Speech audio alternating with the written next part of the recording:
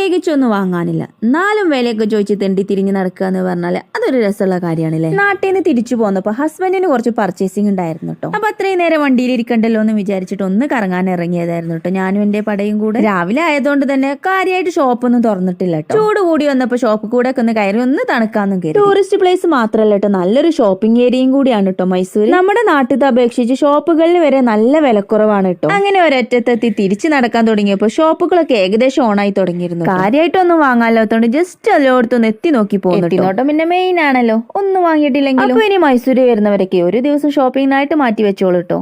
പ്രത്യേകിച്ചൊന്നും വാങ്ങാനില്ല.